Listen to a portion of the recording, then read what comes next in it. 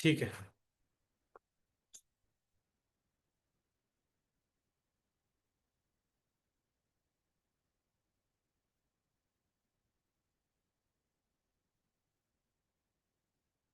आज यूजर से इनपुट लेना सीखते हैं, ठीक है। क्योंकि अभी हो आप प्रोग्राम्स बनाना स्टार्ट कर दियो, तो यूजर से इनपुट लेके प्रोग्राम बनाना स्टार्ट करते हैं। तो यूजर से इनपुट लेने के लिए क्या यूज होता है पता है? जावा में यूजर से कैसे इनपुट लेते हैं पता है? Scanner class. हाँ, बढ़िया। तो यूजर इनपुट के लिए जो भी जावा में मेथड्स यूज होते हैं ना, वो सारे मेथड एक क्लास के अंदर रखे गए हैं, सही है। आरिफ नाम है ना ऑनलाइन में तुम? आवाज आ रही है आरिफ?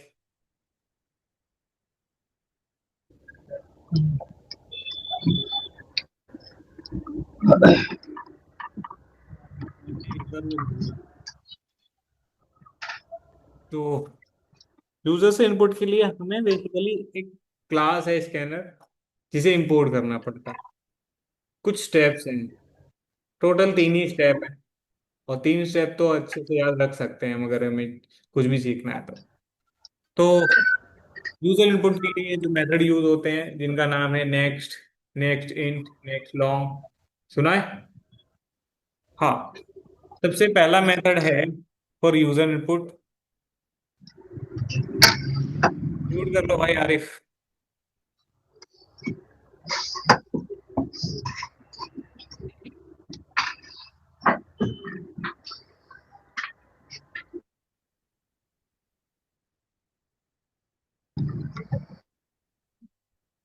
नेक्स्ट, नेक्स्ट एक मेथड है जो एक वर्ड को रीड करने का काम करता है फ्रॉम द कंसोल। तो can read one word at a time, ठीक है। सर हमको चाहिए कंप्लीट एक स्ट्रिंग यूजर से इनपुट, 2 वर्ड हो सकते हैं, 10 वर्ड हो सकते हैं, 100 वर्ड हो सकते हैं। ऐसा काम करने के लिए जो मेथड बनाया गया उसका नाम भी नेक्स्ट ही था, बट आगे लाइन को ऐड कर दिया गया। और जावा कैमल केस फॉलो करता है। कौन सा केस? Camel case. इसलिए दूसरा वर्ड पहले नेक्स्ट लिखा, स्मॉल में ही रहेगा। दूसरे वर्ड का पहला लेटर कैपिटल हो जाएगा। बस इतना याद रख लेना। कैन रीड कंप्लीट या whole string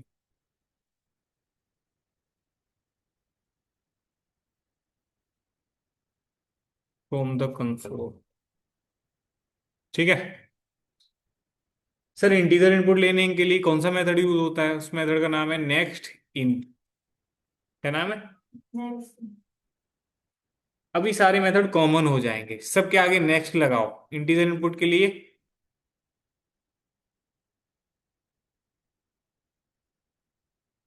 next int. Float का इनपुट लेना हो तो बस नेक्स्ट फ्लोट लिख देने का, ये मेथड। क्या इनपुट ला के देगा? ये फ्लोट वाला।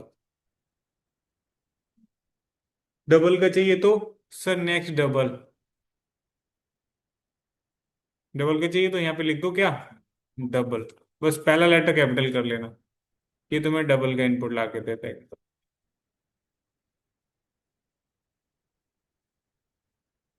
बाइट का चाहिए तो नेक्स्ट बाइट नाम का मेथड होगा। शॉर्ट का चाहिए तो नेक्स्ट शॉर्ट होगा।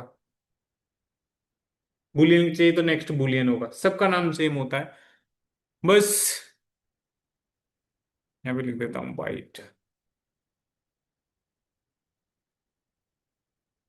अगर कैरेक्टर इनपुट चाहिए ना, कैर इनपुट, तो उसके लिए वही नेक्स्ट मेथड जो पहले कॉल किए थे, वो मेथड कॉल करते हैं। वो तो सर एक वर्ड रीड कर सकता है, हमें तो सिर्फ एक कैरेक्टर रीड करना है। तो नेक्स्ट तो स्ट्रिंग रीड करने के लिए यूज होता है। अगर सिर्फ नेक्स्ट लिखोगे तो एरर आ जाएगा। आपको इसके बाद लिखना पड़ेगा डॉट कैर एट, और इधर पास करना पड़ेगा 0। ये कैरेक्टर इनपुट रीड कर सकता है, ठीक है। तो ये सारे जो मेथड्स हमें चाहिए यूजर इनपुट के लिए, इन सबको ना एक क्लास के अंदर रखा गया है। और उस क्लास का नाम है स्कैनर क्लास। क्या नाम है? स्कैनर। तो जब तक ये स्कैनर क्लास हमारे इस ऑपरेटर्स डॉट जावा वाली फाइल में या किसी भी फाइल में जिसमें आप यूजर से इनपुट लेना चाहते हो, उस फाइल में जब तक ये स्कैनर क्लास अवेलेबल नहीं होगी, तब तक यूजर से इनपुट नहीं आए। तो ये तो मैंने कमेंट्स में लिखा हुआ जितना भी ग्रीन कोड है ये कमेंटेड है, ये थोड़ी ना एग्जीक्यूट होने वाला है। तो स्कैनर क्लास को सर इंपोर्ट करवा लो। स्कैनर क्लास कहाँ रखी हुई है सर? जावा डॉट यूटिल पैकेज के अंदर रखी रहती है वो। फिजिकल अगर आपको देखना है तो जेआरई सिस्टम लाइब्रेरीज के अंदर जाओगे, पहला वाला जो जार फाइल है इसे ओपन करके देखना, नीचे जावा डॉट यूटिल पैकेज मिल जाएगा, है ना? इसको ओपन करोगे तो इसके अंदर स्कैनर क्लास मिलेगी तुमको। ये रही, रखी है ना? तो स्कैनर क्लास रखी है कहाँ? जावा लाइब्रेरीज के अंदर, जेआरई के अंदर। तो और हमें यूज कहाँ करनी है? इस फाइल के अंदर, अपनी फाइल के अंदर। तो वहां से इस क्लास को यहाँ तक लाना पड़ेगा। जैसे आप stdio.h को इंक्लूड करते थे अपने प्रोग्राम में, वैसे ही स्कैनर क्लास को इंपोर्ट करना पड़ेगा। जावा में यूज होता है इंपोर्ट कीवर्ड, किसी भी क्लास को इंपोर्ट कराने के लिए। क्लास का पूरा नाम लिखना पड़ता है। पूरे नाम को, क्लास के फुल नेम को हम कहते हैं फुल्ली क्वालिफाइड नेम, जिसमें package name plus class name होता है। तो जावा डॉट यूटिल तो है तुम्हारे पैकेज का नाम, जावा डॉट यूटिल, और उसके बाद डॉट लगा के आप अपनी क्लास का नाम लिख सकते हो।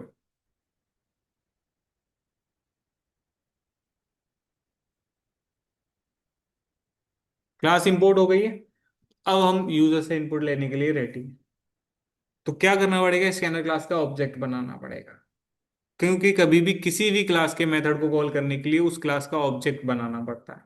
ऑब्जेक्ट बनाने का क्या सिंटेक्स होता है सर, बता दो। ने का सिंटेक्स,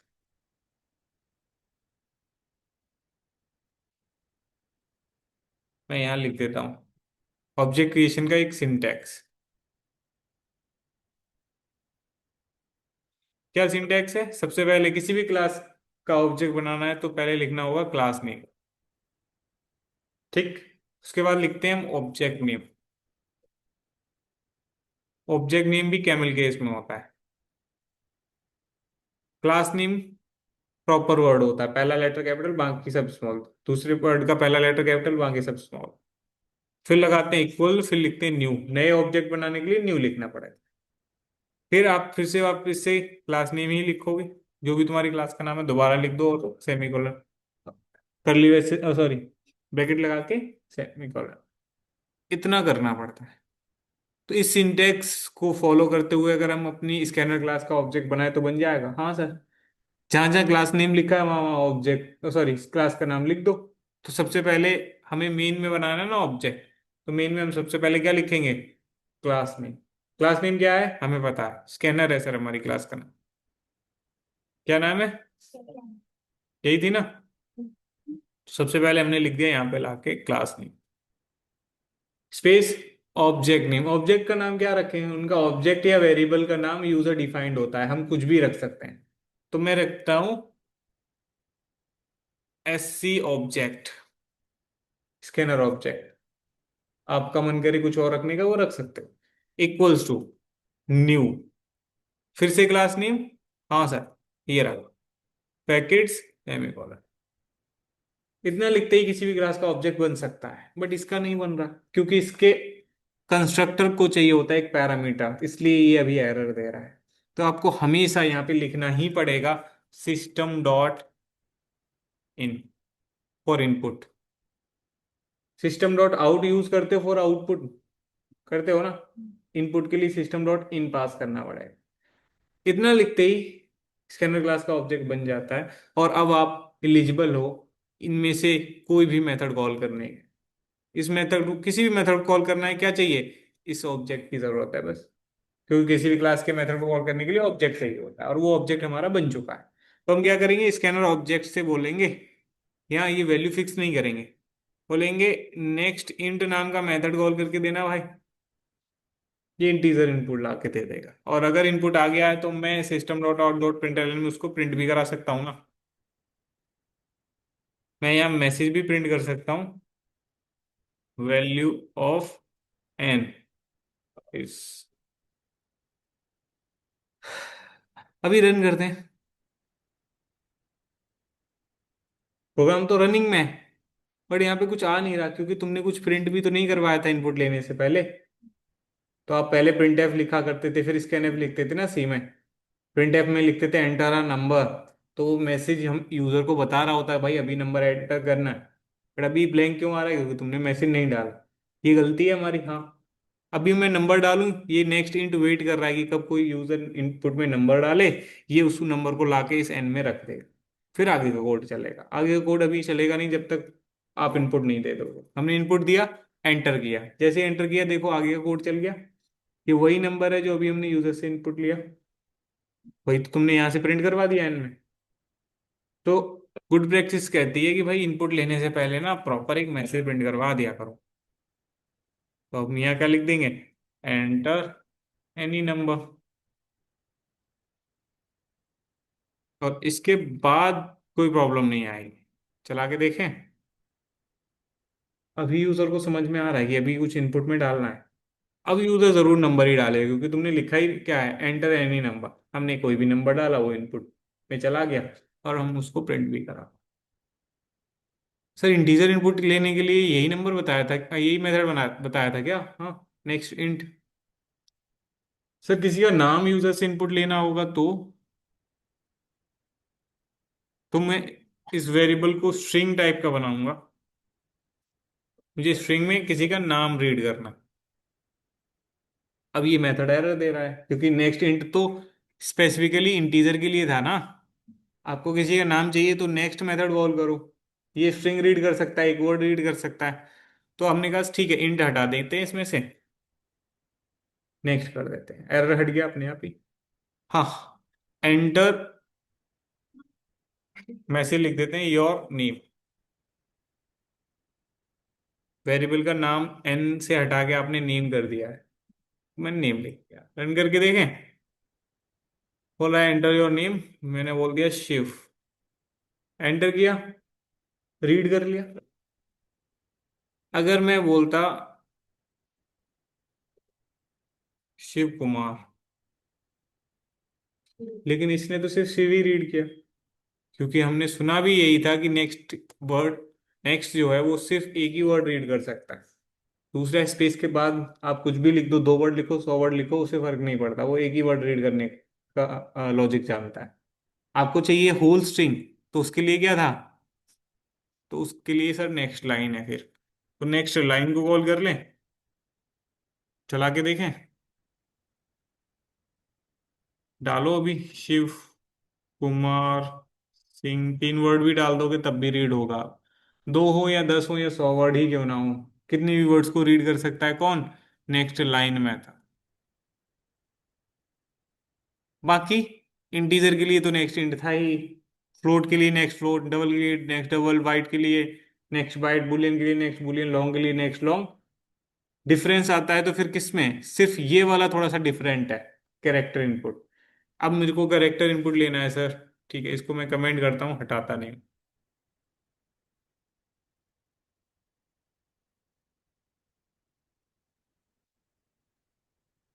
ठीक है, मैं कैर टाइप का वेरिएबल बनाता हूँ, कैर सी एच। एरर दे रहा है। नेक्स्ट लाइन क्या करता है? एक पूरी स्ट्रिंग रीड करता है। नेक्स्ट किया तब भी एरर दे रहा है। ये भी एक एक वर्ड तो रीड करता था ना। एक वर्ड में तो 100 कैरेक्टर भी हो सकते हैं, बट इस वेरिएबल का साइज कितना है? सिर्फ एक कैरेक्टर का। एक कैरेक्टर वाले वेरिएबल के कंटेनर के अंदर आप 100 कैरेक्टर थोड़ी ना स्टोर कर दोगे। अब इसका साइज मैं कह रहा हूँ 50 ml का है, तो आप इसमें 100 ml या 1000 ml थोड़ी ना स्टोर कर पाओगे। सिर्फ 50 ml वाटर ही स्टोर कर सकते हो। वैसे ही ये है। तो आप नेक्स्ट से तो वर्ड रीड कर लो, एक वर्ड रीड कर लो, उसी में डॉट कैरेट लगा के, स्ट्रिंग क्लास का एक मेथड होता है कैरेट, उसमें जीरो पास कर दो। ये क्या करे? कैरेक्टर एट जीरो, जो भी जीरो इंडेक्स पे कैरेक्टर होगा ना, उसको उठा के इसमें रख देगा। तो हो गया ना कैरेक्टर इनपुट।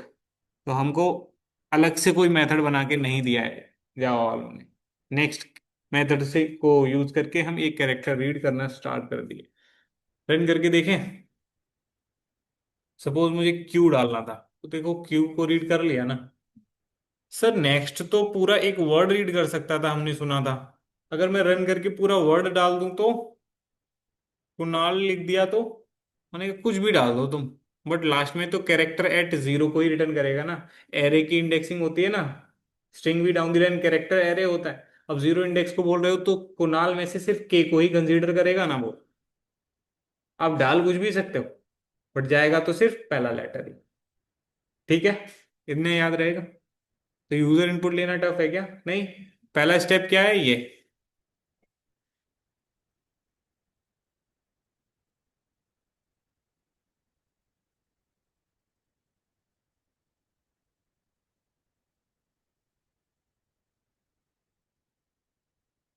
सेकंड स्टेप है ऑब्जेक्ट क्रिएशन।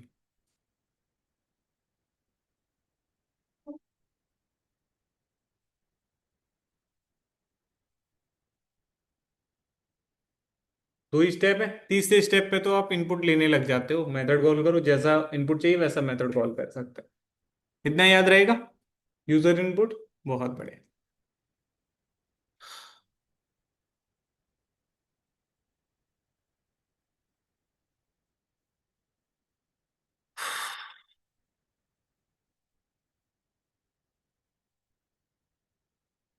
ठीक।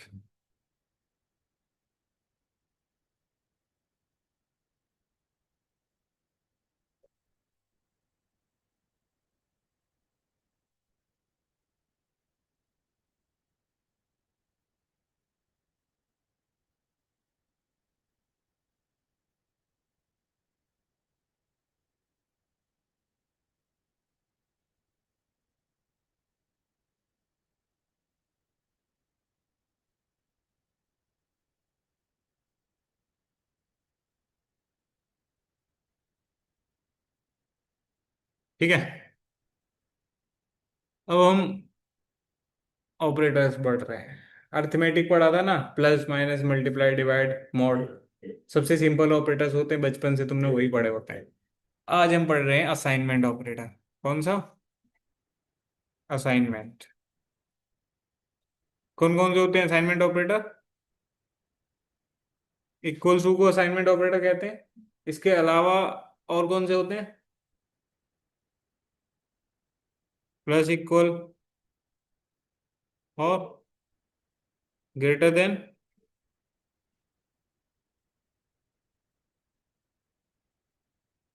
और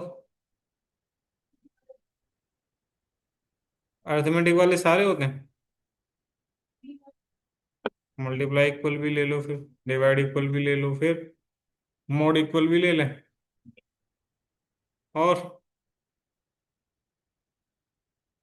और भी है कुछ?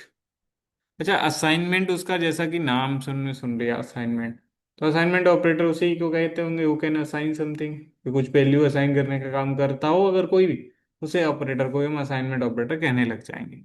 तो एन में मुझे 100 रखना है, तो इंटीजर एन मैं बनाना चाह रहा हूँ। इसमें 100 को असाइन करने के लिए मैं ये ऑपरेटर यूज कर लेता हूँ। हो जाएगा? हाँ, हो रहा है। क्या मैं ग्रेटर देन इक्वल लगा के वैल्यू को असाइन कर सकता हूँ? नहीं कर पा रहा, तो फिर ये कैसा असाइनमेंट ऑपरेटर? क्या मैं, चलो नेक्स्ट लाइन में करके देख लेते हैं कि भाई एन में इस बार less than, sorry, greater equals to 20 रखना चाह रहा हूँ। मना कर रहा है। लेस देन लगा लेते हैं, नॉट लगा लेते हैं। कि सर नॉट इक्वल हो सकता है। नॉट इक्वल नहीं,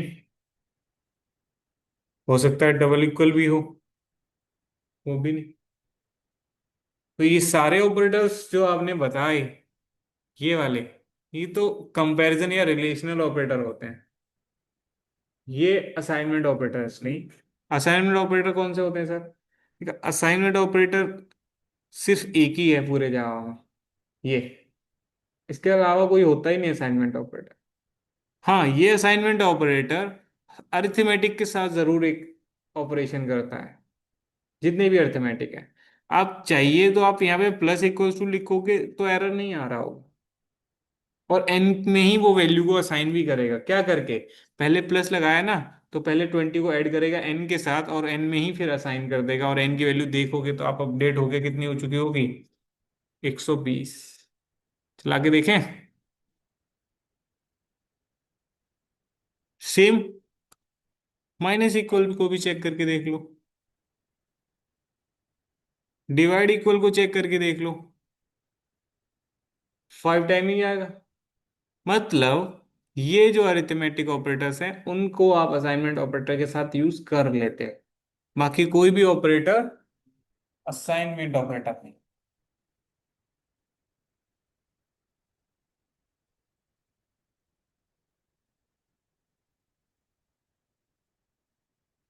ठीक है। अच्छा, ये बात समझ में आ गई। सर ये जो प्लस इक्वल टू आपने करवाया था, ये क्या करता है? नहीं, ये आपके एन में इंक्रीमेंट करने का काम ही तो कर रहा है, वैल्यू को 20 से इंक्रीज कर दे रहा है ना। इसी काम को ट्रेडिशनली, मतलब पहले हम जो किया करते थे वो ऐसे किया करते थे।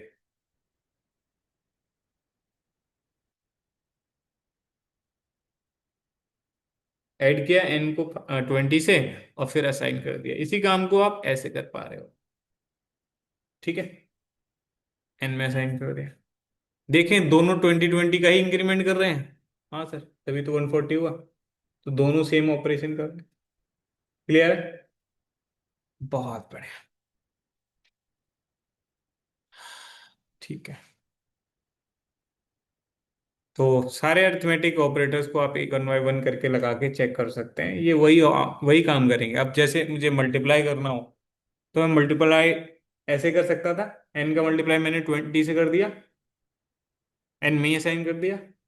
ये जो काम करेगा, चलो मैं इसको हटा देता हूँ, अभी जो आंसर आ रहा है वो इतना आ रहा है, 2000। हाँ सर, 100 का मल्टीप्लाई 20 से करोगे तो यही आएगा। यही काम को मैं ऐसे भी कर सकता हूँ। अगर मैं मल्टीप्लाई इक्वल 20 लिखता हूँ तब भी तो वैल्यू 2000 ही जा रही है। तो सेम काम को करने के दो तरीके हैं, जिसमें से बेस्ट या कंसाइज कौन सा लग रहा है, ये वाला। तो कभी भी आपको किसी भी वेरिएबल में इंक्रीमेंट डिक्रीमेंट मल्टीप्लाई करके सेम वेरिएबल में असाइन करना हो, तो उसके लिए आप सारे अरिथमेटिक ऑपरेटर को ऐसे भी यूज कर सकते हो। ठीक है। इसके बाद आता है भाई ऑपरेटर यूनरी में, जिसका नाम है इंक्रीमेंट और डिक्रीमेंट। इंक्रीमेंट ऑपरेटर कौन सा होता है? प्लस प्लस को कहते हैं इंक्रीमेंट ऑपरेटर। डिक्रीमेंट कौन सा होता है?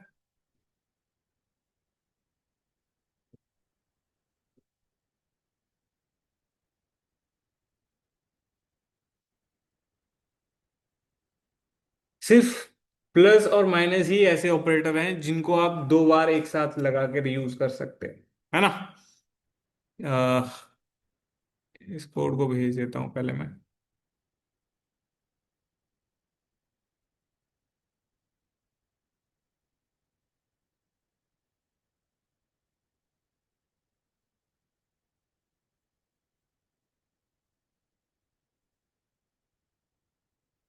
ठीक, इनको बनाया गया था स्पेशल यूज केस के लिए, क्योंकि हम लूपिंग वगैरह यूज करते हैं, लूप्स वगैरह, तो उसमें हम सबसे ज्यादा फ्रिक्वेंटली कर एक ही ऑपरेशन करते हैं, या तो इंक्रीमेंट का या डिक्रीमेंट। हम कोई भी ट्रैवर्सिंग कर रहे होते हैं डेटा की, एरे के अंदर 2 लाख एलिमेंट पड़े हैं, तो आप अपने लूप को 0 से 2 लाख तक चला रहे होगे, और हर बार उसको 1 से इंक्रीज कर रहे होगे, या रिवर्स में चला रहे होगे, तो एन से 0 की तरफ आओगे तो डिक्रीमेंट ऑर्डर में आओगे। तो सबसे ज्यादा यही ऑपरेशन यूज होते थे। इस काम को ट्रेडिशनली करने का तरीका क्या था? यही तो था कि आपको एन में अगर इंक्रीमेंट करना है तो आप ऐसे ही तो लिखोगे, एन प्लस वन, 1 से इंक्रीमेंट हो जाएगा। या दूसरा वही वाला तरीका कि भाई एन प्लस इक्वल टू 1 लिख दो सर, तब भी वही हो जाएगा। वैल्यू 1 1 से दोनों इंक्रीज कर देंगे। दो ऐसे तो हम कर ही सकते थे इंक्रीमेंट, बट इसी काम को करने के लिए इन्होंने एक नया अप्रोच निकाला, एन प्लस प्लस। कहा ऐसे लिखने की अब तुमको जरूरत नहीं, आप 2 बार प्लस लिखोगे ना, ये भी वही करता है जो ये करता है। करके देखें। हाँ सर, तीनों 1 1 से इंक्रीज कर देंगे तो वैल्यू 103 हो जाएगी। इसको आप दो तरीके से लिख सकते हो। पहले प्लस प्लस लगा के भी एन लिख सकते हो बाद में। अभी देखो चारों सेम काम कर रहे हैं। अगर मैं इन सबको हटाऊं, एक को ही लगा रहने दूं, तो ये देखो 1 से इंक्रीमेंट कर रहा है, एन की वैल्यू तो इंक्रीज हो रही है। तो डाउन द लाइन तो यही वाले ऑपरेशन हो रहे हैं, यही वाले हो रहे हैं ना। आप सेम डिक्रीमेंट भी ऐसे ही करते थे कि 1 से डिक्रीमेंट करना है तो हम ऐसे ही कर सकते हैं, या 2 बार माइनस माइनस भी लिखा जा सकता है, एक बार प्लस प्लस रहने दो। तो क्या होगा, एक से डिक्रीज हो गया 99, फिर एक से डिक्रीज होगा 98, फिर एक से डिक्रीज होगा तो 97, फिर एक से इंक्रीज होगा तो 98। तो वैल्यू कितनी दिख रही है तुमको, समझ रहे हो? तो ये था तुम्हारा कौन सा ऑपरेटर, इंक्रीमेंट या डिक्रीमेंट ऑपरेटर। सिर्फ प्लस प्लस और प्लस को 2 बार और माइनस को 2 बार लगा के हम यूज कर सकते हैं, और इनके नाम भी हैं, इंक्रीमेंट और डिक्रीमेंट ऑपरेटर।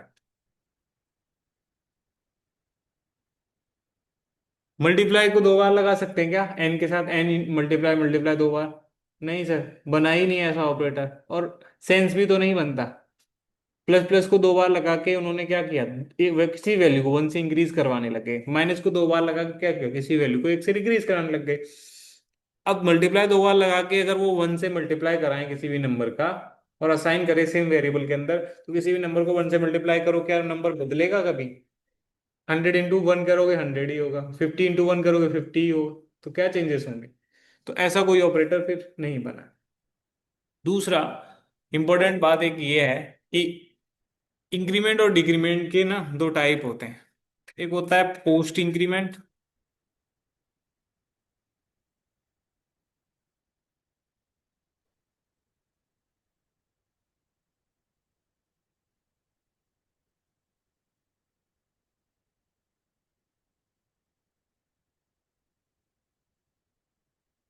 एक होता है प्री। दोनों के दो दो टाइप है।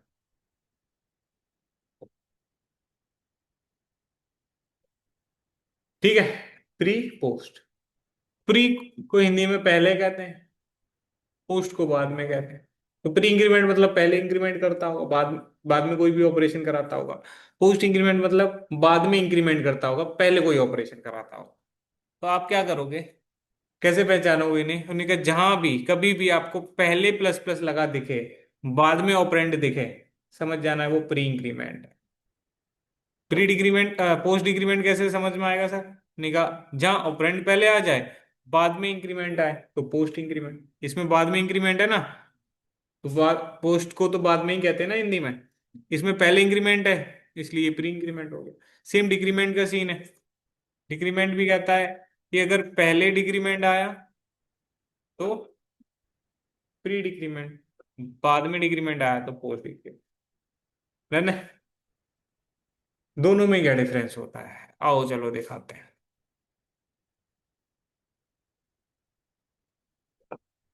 मैंने प्रिंटिंग के अंदर ही इंक्रीमेंट और डिक्रीमेंट डालना स्टार्ट कर दिया। क्या प्रिंट होगा यहाँ पे?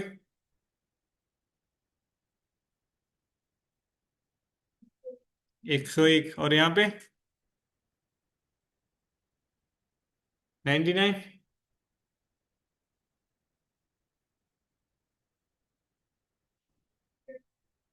100 होगा, क्यों? कहाँ पे माइनस करने का लॉजिक लिखा है, दिखाओ मुझे।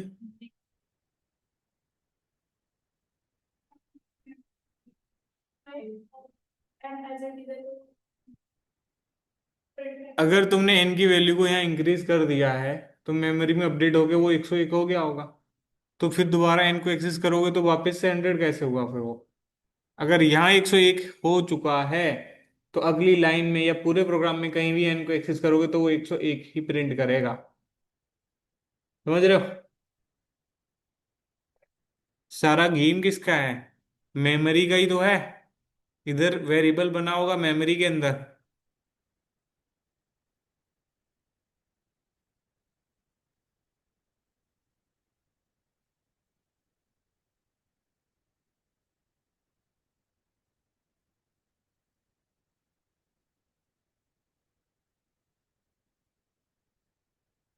जैसे आपने इंडेंट लिखा होता है ना, वैसे ही क्या होता है, मेमोरी में एक वेरिएबल क्रिएट होता है या नहीं?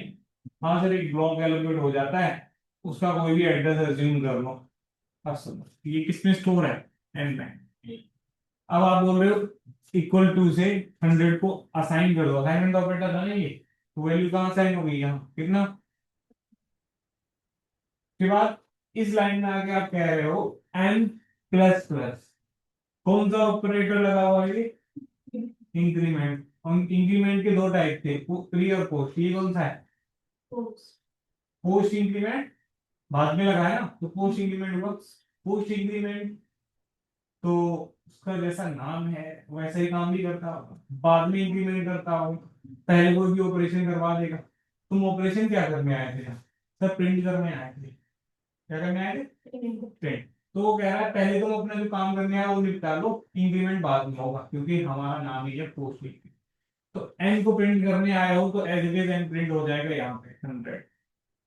एन की वैल्यू कितनी है जाके देखो मेमोरी एड्रेस पे, जब भी एन को एक्सेस करना है जाके मेमोरी एड्रेस पे चेक करना है वैल्यू कितनी है 100, प्रिंट हो गई। उसके बाद इंक्रीमेंट आया, ये क्या करता है वैल्यू को 1 से इंक्रीज करता है। इसी लाइन में अपडेट हुआ वैल्यू 101, कहाँ मेमोरी में, यहाँ कितनी हो चुकी है, ये मैंने इधर लिख दिया, वहां पे लिख लो या इधर 101 की। अगली लाइन में जाएंगे एन को प्रिंट करने, एन मतलब 710, वो मेमोरी एड्रेस ना, उस मेमोरी एड्रेस पे जाके देखो वैल्यू कितनी है, तो यहाँ पे क्या प्रिंट होगा।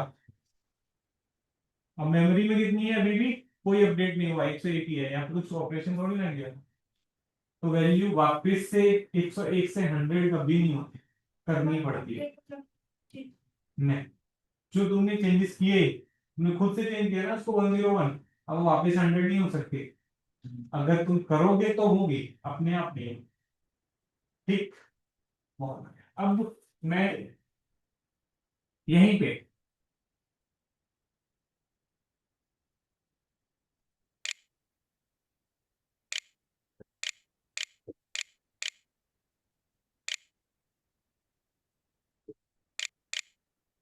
ये लिख दो प्लस प्लस है, तो क्या होगा, नहीं कहा सर फिर अलग हो जाएगा ये, प्लस प्लस मतलब प्री इंक्रीमेंट लिख दिया ना आपने, तो अब सबसे पहले होगा इंक्रीमेंट, बाद में कोई वैल्यू प्रिंट हो।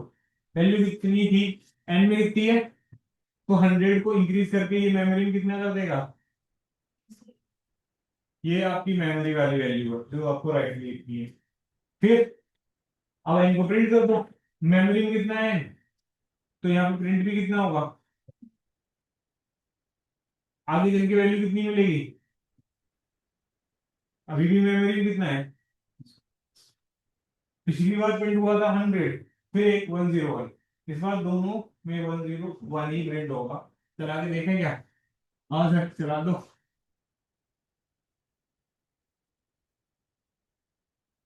101 है, पिछले वाले में 101 आएगा क्या दोस्तों, देखें चला के, पिछले वाला चलाया नहीं था ना मैंने।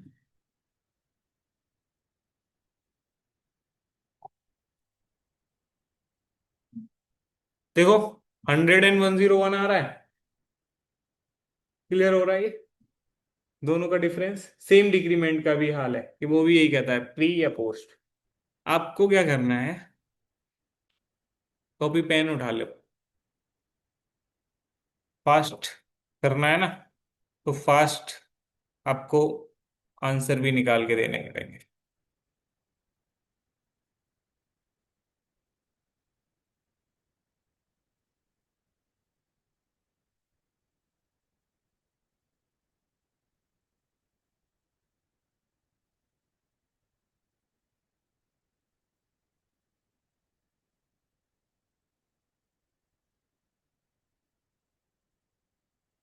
ये है आपकी इक्वेशन, ठीक।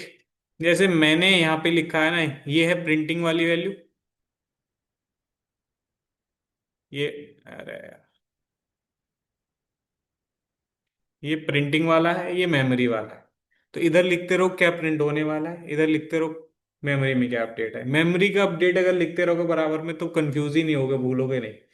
एक भी मिस किया तो सारे आउटपुट गलत हो जाएंगे, क्योंकि हर स्टेप पे वैल्यू अपडेट हो रही है, चाहे वो इंक्रीज हो रही हो या डिक्रीज हो रही हो, ठीक। पहले आपको प्रॉपर ये लिखना है, ये नोट करना है अपनी कॉपी पे, ये जो इक्वेशन मैंने लिखी है एज इट इज। बार बार system dot out dot println नहीं लिखना, तो एन प्लस प्लस और एन माइनस माइनस तो लिख ही सकते हो, इतना लिखो, उसके बगल में उसके आउटपुट लिखने हैं कॉपी पे। ठीक है, और मुझे चेक करा दो।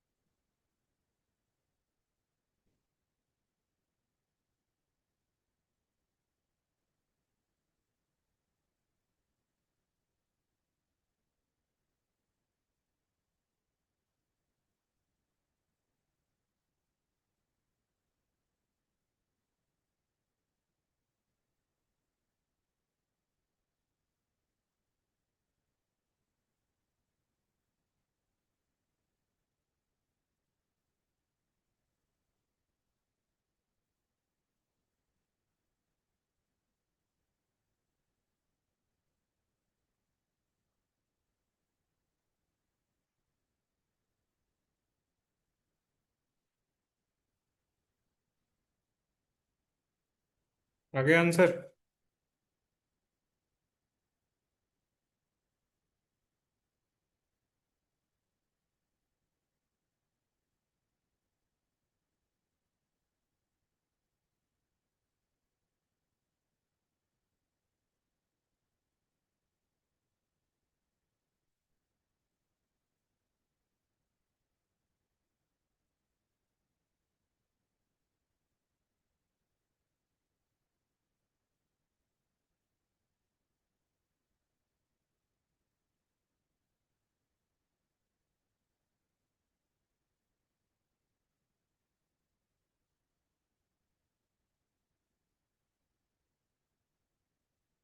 अरे, सॉल्व कर रहे हो ना?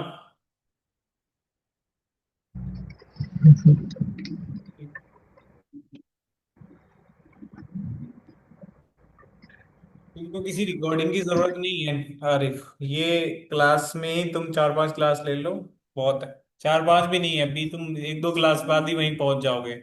उसमें बहुत कुछ कराया नहीं था, क्योंकि बैच में जब बच्चे मर्ज हो रहे होते हैं ना, तो बैच स्लो ही रहता है। हाँ, तो उसमें कुछ कराया ही नहीं। ऑपरेटर्स के बाद आज इफ एल्स स्टार्ट किया था उसमें, और इसमें ऑपरेटर्स चल रहे हैं, ये भी एक कल या परसों में पहुंच जाएंगे हम इफ एल्स पे कल। तो तुम्हारे लिए वही बैच बेस्ट है।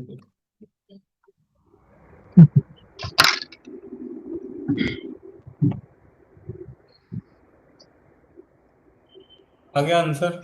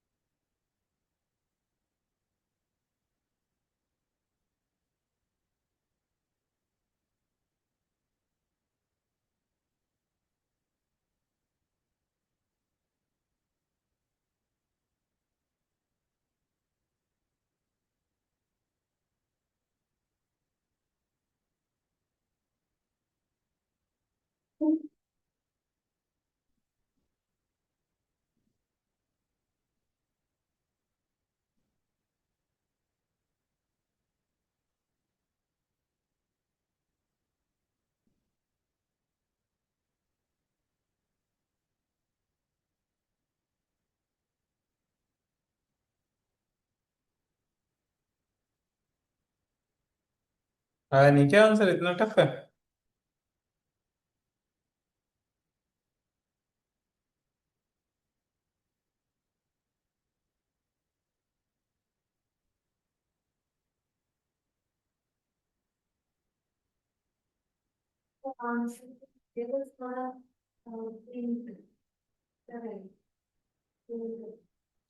आंसर्स लिख दे सारे आ गए।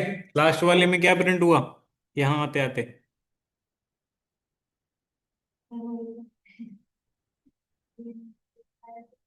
फिर लिखा क्या तुमने? वही तो लिखोगी ना जो प्रिंट होने वाला है। आउटपुट ही तो लिखना था। 99 लास्ट में प्रिंट हो रहा है तुम्हारा।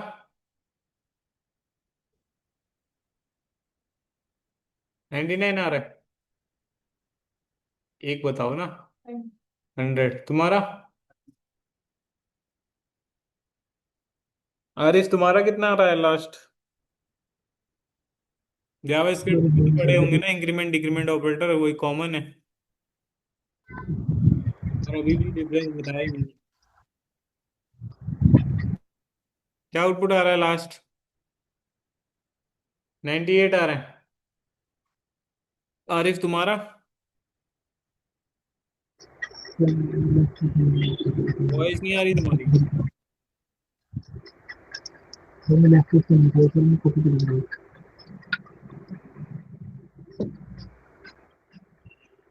ये रहे आंसर्स, मैच कर लो।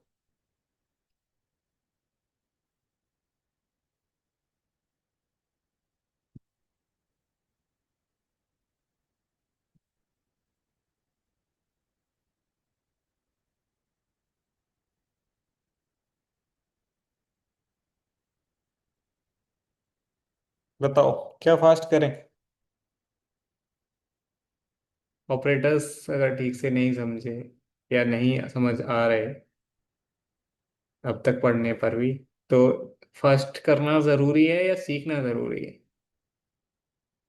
हर वो बेसिक टॉपिक जो मैं तुम्हें पढ़ाऊंगा ना, वहां तुम्हें रियलाइज होगा कि तुमने वही ठीक से नहीं पढ़ा था।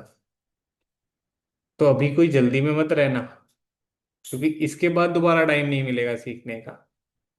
अभी सब कुछ क्लियर करते चलोगे तो ही कुछ हो सकता है।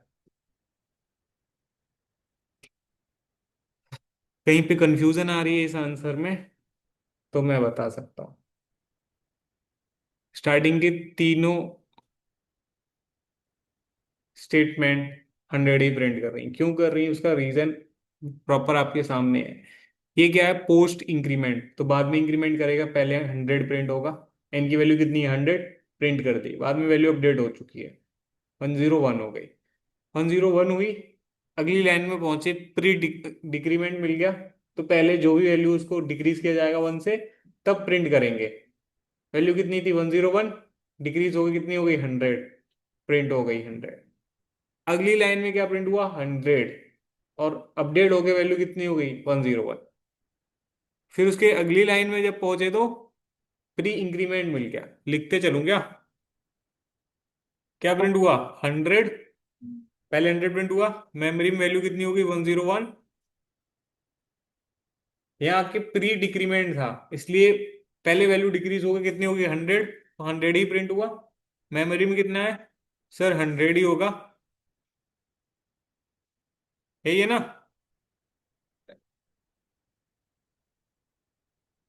फिर ये क्या है? ये सर पोस्ट इंक्रीमेंट है, बाद में इंक्रीमेंट होगा। साइलेंट का एक ऑप्शन होता है फोन में, है ना? एन की वैल्यू जो भी है पहले उसे प्रिंट करो, बाद में इंक्रीमेंट होगा। पोस्ट इंक्रीमेंट है ना ये तो। जैसे यहाँ पे जो भी वैल्यू थी वो प्रिंट की, फिर अब अपडेट किया था, वैसे ही यहाँ पे 100 है ना एन की वैल्यू, 100 ही प्रिंट होगी। अपडेट होगी, कितनी हो गई? फिर से 101 हो गई। नेक्स्ट लाइन में पहुंचे, इस ऑपरेटर को क्या कहते हैं, प्री इंक्रीमेंट ना। पहले इंक्रीमेंट करेगा, एन की एक्चुअल वैल्यू कितनी, करंट वैल्यू तो सर 101 हो चुकी है ना, तो प्रिंट कितना हो जाएगा, अपडेट होके 102 होगा और वही प्रिंट हो जाएगा। मेमोरी में कितना है, 102। ऐसे ही करते रहे चले जाओगे। अब 102 है, फिर से प्री इंक्रीमेंट है, तो पहले इंक्रीमेंट होगा 103 हो जाएगी, प्रिंट भी 103 ही होगा। होगा। ऐसे आ रहे हैं आउटपुट्स, ये सब कुछ रिकॉर्डेड है। ये कोड पहले मैं तुम्हें भेज रहा हूँ, फिर मैं तुम्हें एक या दो एक्सरसाइज और दे रहा हूँ जो तुम्हें सॉल्व करनी है।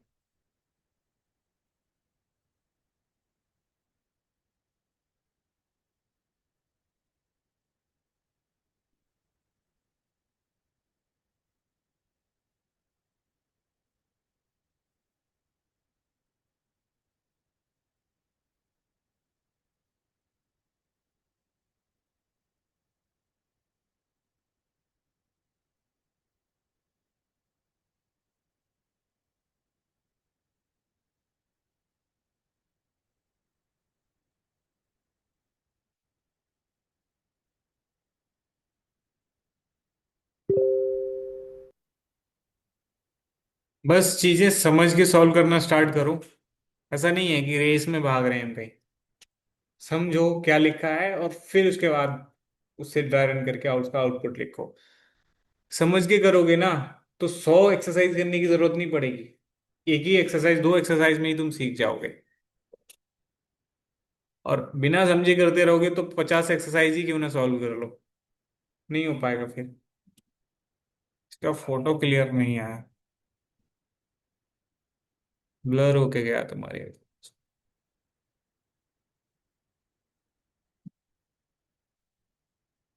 ये ठीक है।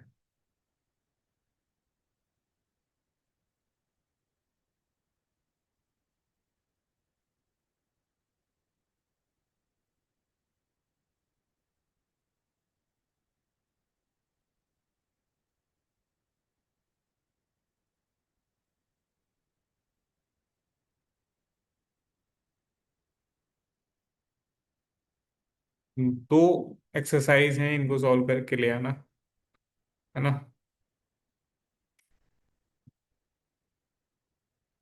सिस्टम पे चला के नहीं देखना है, पहले खुद ही अपना कॉपी पे ही नोट करना है उसका आंसर, ठीक है। तभी हम सीख सकते हैं। ठीक है भाई, कर सकता हूँ मैं तुम्हें रिकॉर्डिंग भी भेज दूँ।